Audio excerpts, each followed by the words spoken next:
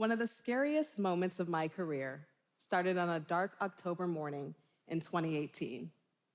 I'm a professional athlete, and my training schedule can be a lot. 6 days a week, 5 hours a day, it's intense. Still, I never trained that early.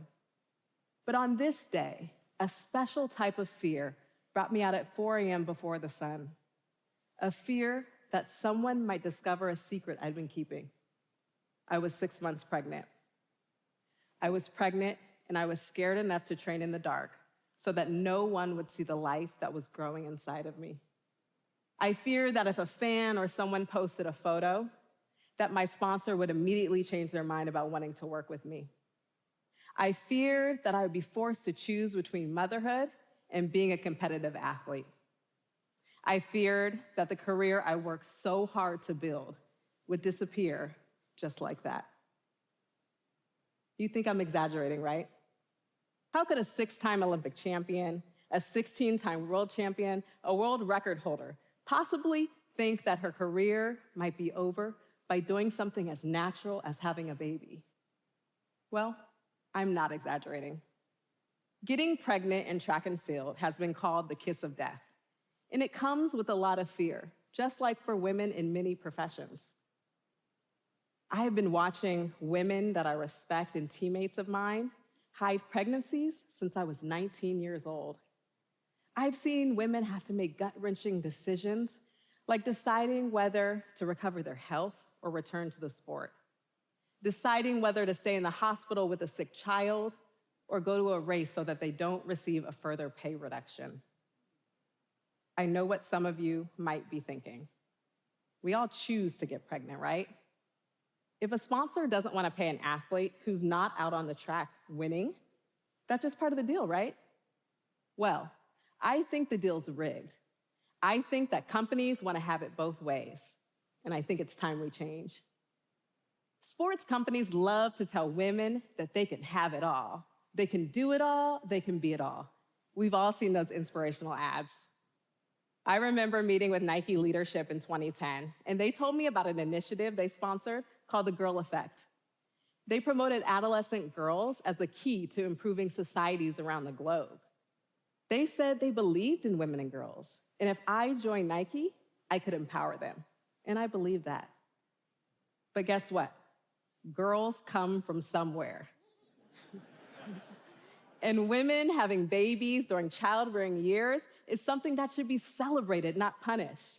It should be a part of a normal, thriving professional athletic career. And women in all fields should never feel the need to hide a pregnancy at 4 a.m. in the dark so that they won't be photographed doing that thing that they love. Thank you. Remember how scared I told you I was when I was on the track that day? My mind was racing with the consequences of my decision to start a family. I had already been going through a difficult renegotiation period with Nike, and they were already offering me 70% less than what I had previously been making. And that was even before they knew about the baby. Don't even get me started with the ageism that is embedded in the capitalist dream. So, when I told them about my pregnancy, I asked for a clause in the contract that specified they wouldn't reduce my pay within 12 months of giving birth. They said yes. But, you knew there was going to be a but, right? But it was only a yes for me. They weren't ready to offer that same protection for all female athletes. They weren't ready to set the precedent. A couple days later, my agent called me. Nike wanted to use me in a commercial for the Women's World Cup. I couldn't believe it.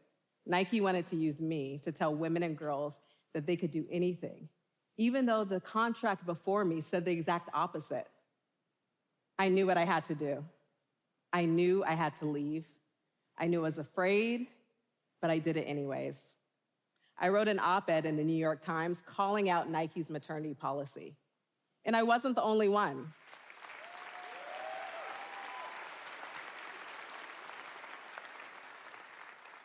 My teammates and I, we helped turn the tide.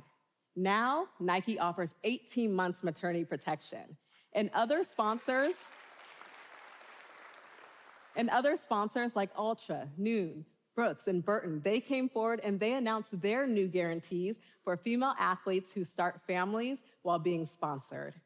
Too late for me, but amazing for the women coming up now. I didn't resign with Nike, and I'm here to tell the tale. But more than that, I'm here to tell you that you can do it too. Once you find the courage to believe in yourself, your own worth, your own values, it gets easier. It's when you take a stand that you start to understand how to overcome that fear and how to make a change for yourself and sometimes for others. I went on to find a new sponsor in the female-led, female-focused Athleta. And they helped me challenge the International Olympic Committee's child care policy. Together, we raised $200,000 for female athletes to be able to afford child care when they go to races.